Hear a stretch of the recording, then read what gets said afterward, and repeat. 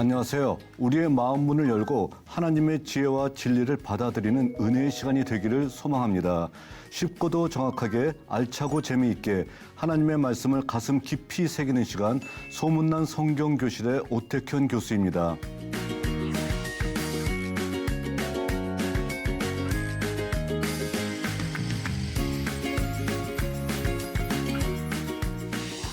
지난 시간에 나눈 내용 기억하시나요? 지난 시간에는 독일 페르가몬 박물관에 느부갓네살이 세운 문이라고 할 수 있죠. 이슈타르의 문에 대해서 살펴보았습니다. 오늘 나눌 내용은 역시 독일에 있는 페르가몬 박물관에 있는 텔 엘 아마르나 토판에 대해서 살펴보도록 하겠습니다.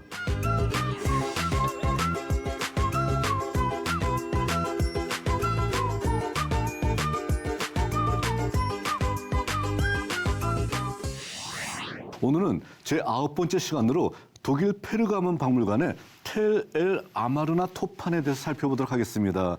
자, 텔 엘 아마르나 토판 하게 되면은 여러분들이 굉장히 생소하게 들으실 거예요. 저게 뭔가라고 생각하실 수도 있습니다. 그런데 바로 텔 엘 아마르나 토판을 한마디로 표현하게 되면은 이스라엘이 자기를 가리킬 때 어떻게 표현하냐면 우리는 히브리 백성들이다, 히브리 민족이다라고 얘기하잖아요. 그랬을 때 그들을 가리켜서 히브리 사람들이다라고 최초로 쓰여졌던 토판이 바로 텔 엘 아마르나 토판이라는 것입니다. 자, 그러니까 이스라엘을 얘기할 때 이스라엘이 민족을 형성하게 될까지 시간이 꽤 걸리고 있는데 바로 민족을 형성할 때 우리들이 히브리 사람이다라고 자기 자신들이 히브리 사람이라고 인정해서 성경에 기록하고 있습니다. 그런데 남들이 그들을 봤었을 때도 저 사람들은 히브리 사람들이다라고 인정하는 어떤 토판이 있다라고 하게 되면은 굉장히 중요한 어떤 고고학적인 어떤 의미가 있지 않을까 생각을 합니다. 바로 그곳이 바로 뭐냐면 텔 엘 아마르나 토판이라고 하는 것입니다.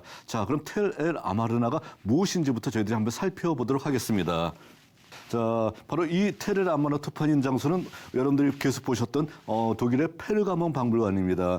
독일에 가게 되면 제가 꼭 여러분들한테 가보시라라고 권해드려야 되는데 지금은 권하기가 어렵습니다. 왜 그러냐면 내부가 노후가 돼가지고선 지금 붕괴 위험이 있고 여러 가지 또 문제가 있어요. 그래서 10년 동안 여기를 보수 작업을 한다고 하더라고요. 자, 그래서 여러분들은 앞으로 10년 동안 이곳을 가보실 수가 없습니다. 그래서 제가 먼저 갔다 온 다음에 여러분들한테 소개시켜드리는 겁니다. 그러니까 이 방송을 보신다라고 하게 되면 여러분들은 페르가몬 박물관을 안 가셨다 할지라도 가본 것과 똑같은 어떤 효과를 누릴 수가 있을 것 같습니다.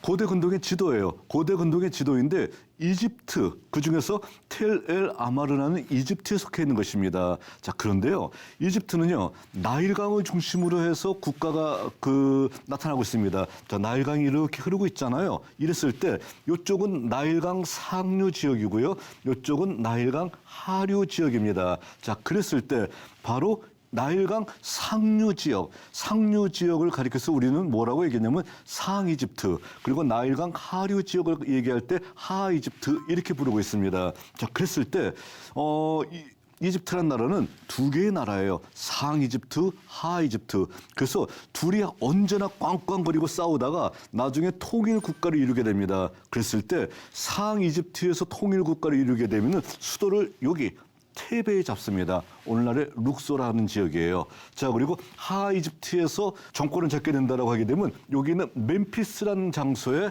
항상 그 수도를 잡게 됩니다. 오늘날에는 카이로 인근이에요. 자, 그러니까 바로 하이집트에서 잡았냐 상이집트에서 잡았냐에 따라서 상이집트에서 권력을 잡게 되면 테베가 수도가 되는 것이고요.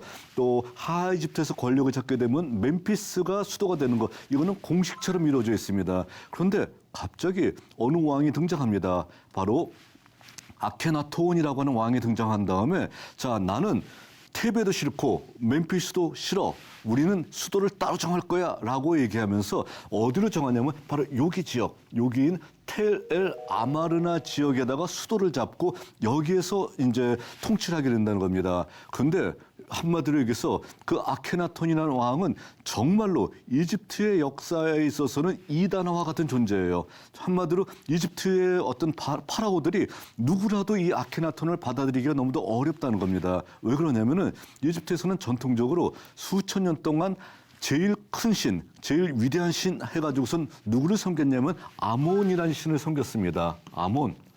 자, 아몬이라는 신을 섬겼었는데 이 아케나톤이라는 사람은 어떻게 했냐면 아몬이고 뭐고 다 신 아니야라고 한 다음에 오로지 신은 하나밖에 없어 얘기하면서 아톤 신만이 참신이라고 주장을 하게 되었다라는 것입니다. 자, 그러니까 굉장히 이집트 역사 속에서 자기가 수천 년 동안 섬겼던 신을 부정하고 갑자기 아톤 신만 참신이다라고 주장하니까 어떻게 되겠나요? 극변은 아주 엄청난 혼란이 일어날 수밖에 없었다라는 것입니다. 자, 그랬을 때 이 아케나톤 왕은 재위 기간이 기원전 1350년에서 1334년까지 한 16년 정도 왕이 있었습니다. 그런데 이 사람은요, 아몬신 대신 전통적인 아몬신 대신에 아톤신이 유일한 신이다라고 얘기하면서 종교개혁을 단행했다는 거예요. 자, 그러니까 이집트의 역사 속에서는요, 이집트는 기본적으로 다신교이고요. 그리고 그 다신 가운데서 제1의 신이 누구냐면 바로 아몬신이 제1의 신이다라고 사람들은 수천 년 동안 생각하고 있었다는 거예요. 그런데 갑자기 이 아케나톤 왕이 등장하면서 아톤신만이 참신이다라고 하면서 유일신 사상을 얘기하고 있었다는 겁니다. 그러면서 종교개혁을 단행하고요. 그리고 수도를 테베에서 우리가 방금 살펴봤었던 텔-엘 아마르나로 천도합니다. 그러니까 텔-엘 아마르라는 이 장소에 자기가 수도를 만든 다음에 자, 이제부터 수도는 테베가 아니라 바로 여기다라고 옮겼다는 겁니다. 어떻게 될까요? 굉장한 반대가 있었겠고요. 굉장한 혼란이 있을 수밖에 없습니다. 그런데 바로가 그와 같이 결정을 하니까 자, 가슴속에는 굉장한 어떤 그 반발심이 있음에도 불구하고 어쩔 수 없이 텔 아마누라로 갈 수밖에 없었다는 겁니다. 그런데 그가 16년 만에 죽게 됩니다. 그러니까 그가 죽은 다음에 어떻게 될까요? 바로 아마르나라고 하는 도시는 완전히 쑥밭이 돼버립니다. 파괴가 되고 다시 수도를 테베로 옮기는 바로 이러한 모습이 나타나게 되었다는 겁니다. 그러니까 이집트 역사에서 한 16년 정도 종교개혁이라는 것을 단행했다가 완전 16년 후에 완전히 그 수도가 파괴되었었고요. 그리고 수도로 있었던 이 텔-엘 아마르나는 한마디로 얘기해서 다시 아케나톤 왕이 죽고 난 다음에 자, 한마디로 쑥밭이 돼버리는 바로 이런 비운의 역사가 있었던 장소라는 겁니다. 자, 그런데 이것이 왜 중요하냐라는 거예요. 또 왜 이 귀한 시간에 왜 바로 이 텔-엘 아마르나에 대해서 얘기하냐는 거예요. 성경과 정말로 깊은 관련이 있기 때문에 바로 이것을 얘기하고 있는 것입니다. 자, 그렇지만 그 전에 바로 아케나톤이라는 사람에 대해서 한번 살펴보도록 하겠습니다. 자, 이집트 박물관에서 찍은 아케나톤의 동상입니다. 자, 아랫부분은 이제 없어져 버렸고요. 그리고 이제 그 아케나톤의 얼굴과 그리고 손 위에까지 모습만 나타나 있습니다. 자, 그랬을 때, 자, 이 얼굴을 보게 되면 조금 이상한 것 같아요. 뭐가 이상하냐면은 광대뼈가 이집트 사람답지 않게 튀어나왔고요. 또 눈이 굉장히 앞으로 돌출되어 있습니다. 그래서 이것을 바라보면서 의학적인 지식을 가진 사람들은 이분이 무슨 병이 걸린 것 같다, 호르몬 이상의 병이 걸린 것 같다 이렇게 주장하기도 합니다. 그리고 이 옆에 있는 사진을 보게 되면은 더 기괴합니다. 자, 여기가 동그랗게 번쩍번쩍거리는 것이 이게 아톤신이에요. 그러니까 태양의 아톤신의 태양 원반 해가지고서요 번쩍번쩍 빛나는 것이 이게 아톤신인데 이게 아케나톤 왕인데 허리가 여성과 같이 잘록합니다. 그리고 몸이 굉장히 비대칭이에요. 그러니까 이런 모습으로 분명히 살고 있었다는 겁니다. 그러니까 이분이 좀 굉장히 아픈 사람 아니었나라는 생각을 많은 사람들이 합리적으로 의심을 하고 있다는 것입니다. 자, 그리고 바로 이 사진. 맨 끝에 있는 이 사진은 독일에 있는 페르가몬 박물관 바로 옆에 있는 신박물관 노이어스 뮤제움에 바로 이 박물관이 있는데 독일 사람들이 가장 자랑하고 있는 유물 가운데 하나예요. 자, 이것은 누구냐면은 바로 이분의 부인이에요. 이분의 부인이 네페르티티의 두상입니다. 자, 그러니까 이분의 어떤 얼굴을 봤었을 때도 아무리 봐도 이집트 사람 같지 않다라고 많은 사람들이 생각을 할 정도로 자, 왕도 좀 이상하고요. 또 부인도 좀 이상합니다. 바로 이런 어떤 모습이 바로 아케나톤의 모습이라고 할 수 있습니다. 그러니까 이런 이상한 사람이 종교개혁을 단행했었고요. 그리고 또 유일신을 주장했었다라는 거예요. 자, 이랬을 때 이 아케나톤 왕을 훨씬 더 유명하게 만들었던 한 사람의 논문이 있었습니다. 그게 누구냐면은 우리가 너무도 잘 알고 있는 지그문트 프로이트라고 하는 사람입니다. 프로이트 우리 너무도 잘 알고 있는 사람이죠. 정신분석학자이고요. 꿈을 많이 연구했던 사람이잖아요. 또 무의식을 굉장히 강조했던 분이에요. 근데 이분이 1937년도에 논문을 하나 발표했습니다. 모세와 유일신교라는 논문을 발표했어요. 이 논문에서 주장하고 있는 바가 뭐냐면은 모세의 유일신의 개념, 그러니까 십계명이잖아요. 나 외에 다른 신을 내게 두지 말아라라고 하는 바로 하나님의 절대적인 명령, 이 유일신 개념이 바로 아케나톤으로부터 왔다라고 하는 주장이에요. 자, 그러니까 프로이트라고 하는 이런 위대한 어떤 학자가 바로 모세 유일신의 개념이 아케나톤으로부터 왔다라고 하니까 어떻게 되겠나요? 굉장히 많은 사람들이 혼란이 일어나겠죠. 혼란이 일어나고 정말이야? 뭐 한마디로 성경의 유일신의 어떤 사상이 아케나톤으로부터 온 거 맞아? 이거 정말이야? 라고 굉장히 많은 사람들이 의문을 제기하게 되었다는 겁니다. 그러나 뭐 한마디로 단언적으로 얘기했었을 때 이거는 프로이트의 가설입니다. 가설이고요. 자, 우리 성경에서는 유일신이에요. 유일신의 개념은 뭘까요? 다른 것은 절대로 없는 오로지 신은 한 분밖에 안 계신 바로 그 철저한 유일신을 얘기하고 있습니다. 그런데 아케나톤의 유일신은 뭡니까? 모든 신 가운데서 아톤신이 제일 뛰어나다는 거예요. 그는 유일신이 아니라 일신 사상이에요. 모든 신 가운데서 가장 뛰어난 게 아톤이야라고 주장하는 거예요. 그러니까 바로 성경의 유일신과 바로 아케나톤의 유일신은 근본부터가 다릅니다. 이거로부터 영향을 받았다? 아니, 절대로 그건 아니겠죠. 자, 그러니까 우리는 이것을 이 프로이트의 이론에 대해서 우리가 무시해도 상관은 없습니다. 그러나 프로이트 같이 유명한 사람이 이렇게 얘기하니까 상대적으로 누가 굉장히 유명해졌을까요? 아케나톤이 굉장히 유명해졌던 거예요. 아케나톤이라는 사람이 누구야 도대체? 이집트의 왕이네? 또 동상을 봤더니 기괴하게 생겼네? 라고 하면서 굉장히 유명해지게 되었다라는 것입니다. 그런데 우리가 이 아케나톤에 대해서 우리가 살펴볼 것은 여기에 있지 않았다는 거예요. 바로 텔 아마르라고 하는 그의 수도에서 수도를 발굴해 봤더니 거기서 굉장히 많은 토판 문서들이 나오게 되었다라는 겁니다. 그러니까 사람들이 계속 그곳에 살았다라고 하게 되면은 그 토판 문서들이 누군가에 의해서 파손이 되고 누군가에 의해서 버려지게 되기 때문에 오래 남아있지 않았을 거예요. 그런데 거기가 파괴된 다음에 다시 이 지역에 누군가 들어가서 살면 가만 안 둬라고 역대 바로들이 그렇게 얘기를 했다는 것이죠. 그러니까 어떻게 되겠습니까? 그것이 폐허가 된 상태로 있다가 나중에 발굴해 봤더니 수천 년 동안 잘 밑에 가라앉았던 유물들이 드러나게 되었다라는 겁니다. 그래서 많은 토판 문서들이 발굴되게 되었었고요. 그 토판 문서들은 이집트 박물관에도 굉장히 많이 있고요. 또 대형 박물관에도 이렇게 텔 아마르나에서 발견됐던 토판 문서다라고 해서 이런 문서들이 굉장히 많이 있습니다. 외교 문서들이에요. 여러 나라에서 왔던 사신들의 어떤 그 기록들이 여기 기록이 되어 있습니다.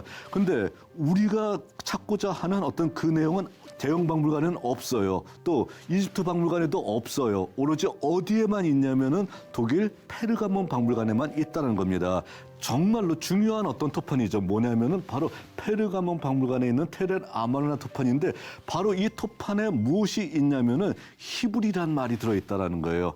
히브리 사람들이 쳐들어왔어요. 그래서 우리가 정말 다 성이 무너지게 됐는데 왜 도와주지 않아요? 라는 어떤 그런 토판의 내용이 이 안에 나와 있다는 겁니다. 근데 이 토판을 보냈던 사람은 어느 도시의 사람이냐면 예루살렘 사람이에요. 예루살렘의 영주가 아케나톤 왕한테 보낸 거예요. 자, 지금 히브리 사람들이 쳐들어와서 우리 다 죽게 됐는데 왜 구원병을 보내달라고 하는데 왜 보내주지 않습니까? 우리 이 성 다 무너지게 됐어요. 이 성이 원래 우리 거 아니고 바로 왕 거잖아요. 그러니까 왕의 성이 다 빼앗기게 됐는데 왜 아직까지 아무런 반응이 없으시나요? 라고 절박한 사연을 적었던 내용이 바로 이 토판 안에 기록이 되어 있다는 것입니다. 자, 그러니까 이 테레나노 토판은 어떤 내용이냐면은 예루살렘의 영주였던 압두헤바가 어떻게 하냐면은 앞에 기록이 됐겠죠. 예루살렘의 영주 압두헤바가 우리 아케나톤 왕한테 문안드립니다라고 하니까 이 이름까지 기록이 된 거예요. 예루살렘의 영주였던 압두헤바가 아케나톤 왕한테 보내는 편지예요. 그러니까 공식적인 문서니까 그것이 보관이 되어 있었던 겁니다. 자, 그랬을 때 이 안에 어떤 내용이냐면은 히브리들이에요.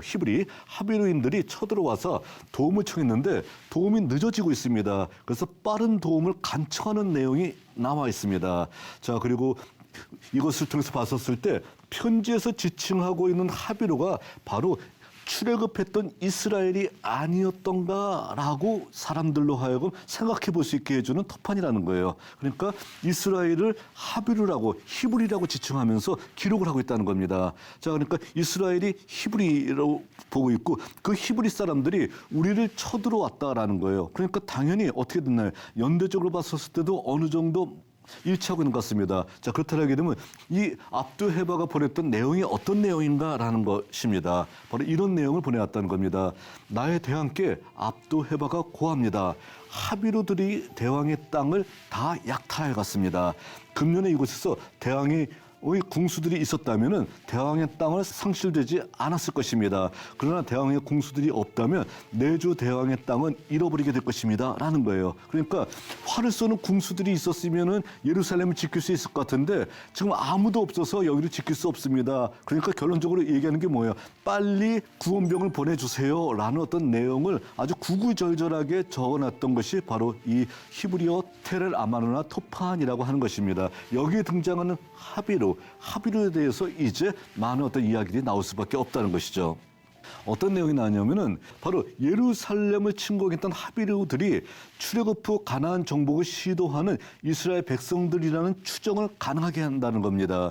자, 그러니까 출애굽의 어떤 가설 중에서는 어떻게 있냐면은 자, 성경에서 출애굽이 언제 일어났다라고 그 시기를 정확하게 못 박지 않아요. 그래서 사람들은 가설로서 얘기할 수밖에 없는데 15세기 주전 15세기설에 15세기에 출애굽이 되었다라는 설이 하나 있고요. 13세기에 출애굽이 되었다는 설이 있습니다. 자, 그 중에서 15세기설을 주장하는 사람들은 바로 이 텔 아마르나 토판을 굉장히 중요하게 생각하고 있다는 거예요. 왜냐하면은 15세기에 이스라엘 백성들이 출애굽했습니다. 40년 동안 광야 생활이 있잖아요. 그리고 어떻게 되는 겁니까?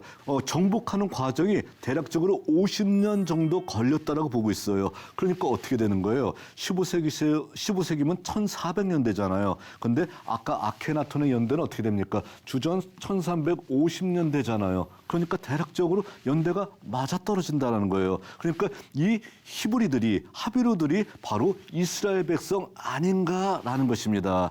자, 그러니까 아케나톤의 제위 연대를 추정해 보면은 15세기설 출애굽 가설의 중요한 근거가 되고 있는 것이 바로 텔 아마르나 토판이라고 얘기할 수 있습니다. 그러나 여기에 못지않은 반대 의견이 있기도 합니다. 그러니까 13세기설을 주장하는 사람들은 많이 반대하겠죠. 그러나 15세기설을 주장하는 사람들한테는 정말로 중요한 근거가 되는 것이고요. 바로 그 토판에 나와 있는 하비루들이 바로 무엇이냐면 이스라엘 백성이 분명한 것 같다라는 어떤 이런 결론을 내리고 있다는 것입니다. 그러니까 그 토판이 바로 그 하비루들이 이스라엘 백성이라고 하게 되면 어떻게 될까요? 정말로 이거는 중요한 토판이라고 할 수 있겠죠. 이스라엘이 가나안을 정복하는 과정, 출애굽한 이스라엘이 광야 생활 끝나고 가나안을 정복하는 과정을 기록하고 있는 그러한 유일한 토판이 된다는 겁니다. 그리고 또 어느 관점이냐면은 한마디로 예루살렘 영주의 관점, 그러니까 가나안 사람의 관점에서 기록한 것이기 때문에 훨씬 더 객관적인 내용이 될 수 있다라는 것입니다. 자, 그러니까 바로 이런 어떤 모습들, 이런 것들이 나타나고 있는 텔 아마르나 토판, 정말 중요한 토판이라고 얘기할 수 있다는 것입니다. 그런데요, 히브리란 용어는요, 자, 엄밀하게 우리가 사람들이 히브리란 용어를 따로 한번 연구해 봤어요. 연구했더니 뭐냐면은 이스라엘 백성들은 자신을 가리켜서 바로 히브리라고 얘기하고 있어요. 자, 그런데 히브리란 용어는 원래 그 의미도 하게 되면 이스라엘이 곧 히브리이다. 이것을 히브리는 곧 이스라엘이다라고 볼 수는 어렵다는 겁니다. 왜 그러냐면은 히브리란 용어는 자, 고대 근동의 어떤 곳에서 종종 쓰이고 있어요. 어떻게 쓰이고 있냐면은 용병, 나그네, 아니면 주변인, 떠돌이 등을 사용하는 개념으로서 쓰고 있다는 겁니다. 자, 그러니까 히브리란 개념이 딱 나오게 되니까 이것이 이스라엘인가라고 해서 다른 어떤 그 토판들 찾아봤더니 다른 토판에서 보니까 히브리란 용어를 용병, 나그네, 주변인, 떠돌이 등으로 사용하고 있다는 겁니다. 그러니까 개념은 넓은 개념이네라고 생각을 했다는 거예요. 자, 그렇게 됐는데 이스라엘 백성들은요, 자기를 가리킬 때 바로 떠돌이, 주변인, 항상 불쌍한 처지이다라는 것을 얘기하기 때문에 자기를 히브리로 동질화시켰다는 겁니다. 자, 그리고 그렇게 되고 이집트에서 주변인 용병으로 있었기 때문에 그들을 가리켰을 때 자기네들은 우리는 히브리 사람이야, 히브리와 같은 운명이야라고 얘기했다는 거예요. 그러나 히브리라는 개념은 이스라엘 개념보다는 훨씬 더 커다란 개념이라는 거예요. 자, 그러니까 다시 얘기하자면 히브리가 이스라엘이라고 볼 수는 없다라는 겁니다. 자, 그리고 성경을 보게 되면 성경에서도 이와 같이 히브리가 곧 이스라엘은 아니었다라고 처음에 얘기하고 있어요. 어떻게 얘기하냐면요. 자, 사무엘상 13장 5절부터 7절에 보게 되면은 블레셋 사람들과 그리고 이스라엘 백성들이 싸우는 어떤 장면이 나와 있잖아요. 사울왕 때. 자, 블레셋 사람들이 이스라엘과 싸우려고 모였는데 병거가 3만이요, 마병이 6천이요, 백성은 해변에 모래같이 많았다라고 얘기합니다. 자, 그렇고요. 그들이 올라와 베다인 동쪽 믹마스에 진침해 이스라엘 사람들이 위급함고 절망해서 굴과 수풀과 바위틈과 은밀한 곳과 웅덩이에 숨었어요. 그런데 어떤 히브리 사람들은 요단을 건너 가까이 길앗 땅으로 갔다라고 나와 있습니다.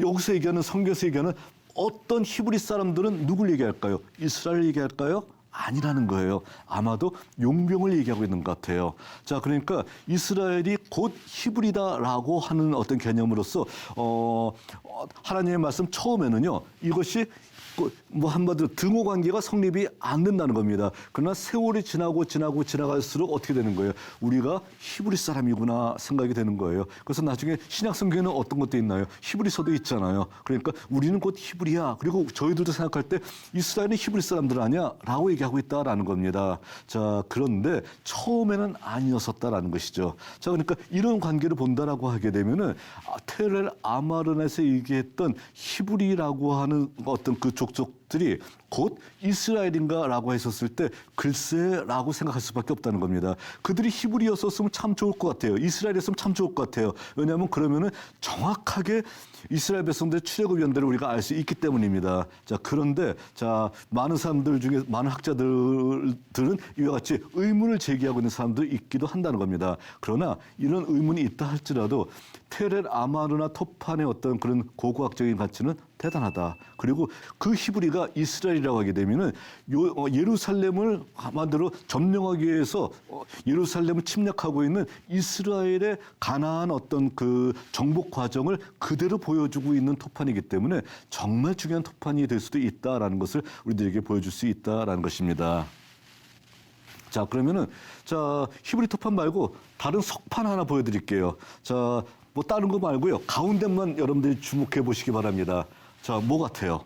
두 사람이 머리를 잡고 있습니다. 서로 상대방의 머리에 한 손을 옮기고 있고요. 손에는 뭘 잡고 있냐면 칼을 잡고 있어요. 칼을 잡고 옆구리를 찌르고 있네요. 자, 이거 장면 보게 되면 여러분들 기억나는 거 없나요? 성경의 장면 하나 기억이 나야 될 것 같습니다. 자, 그러니까 성경의 장면이 그냥 지어낸 장면이 아니라 원래 고대 근동 싸우면 이렇게 싸웠다라는 것을 보여주고 있잖아요. 어떤 장면인가요?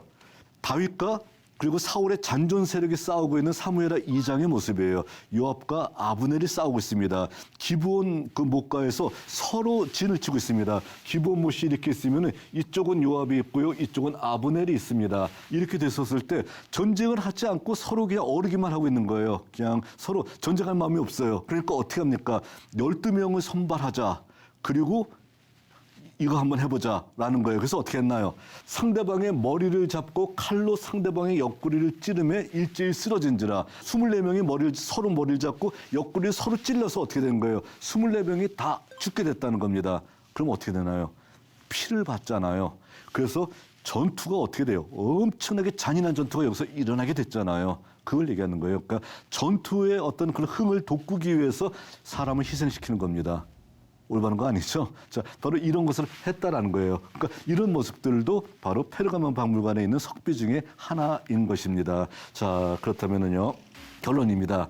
바로 페르가몬 박물관에 가면은 출애굽 연대의 추정에 중요한 가설을 제공하고 있는 텔 아마르나 토판을 볼 수가 있습니다. 이 안에 히브리가 있고요. 예루살렘을 침략한 히브리에 대해서 예루살렘 영주가 하소연하고 있는 장면이겠죠. 바로 이 장면을 우리가 살펴볼 수 있다는 겁니다. 자, 그러니까 한마디로 얘기해서 성경에서 이스라엘을 히브리라고 지칭했었던 다른 사람들, 다른 민족들이 기록했던 내용을 볼 수가 있다는 거예요. 그러니까 히브리의 어떤 모습을 찾아볼 수 있는 어떤 토판이기 때문에 정말 중요한 토판이라고 얘기할 수 있다라는 것입니다. 오늘은 여기까지 하도록 하겠습니다. 여러분, 유익한 시간이 되셨나요? 오늘 수업은 유튜브를 통해 다시 볼 수 있습니다. 언제나 말씀의 다스림을 받는 여러분이 되시기를 바랍니다. 다음 시간에는 페르가몬 박물관 세 번째 시간으로 여호야긴 토판에 대해서 살펴보도록 하겠습니다. 오늘도 승리하는 하루가 되시길 바랍니다. 다음 시간에 뵙겠습니다. 감사합니다.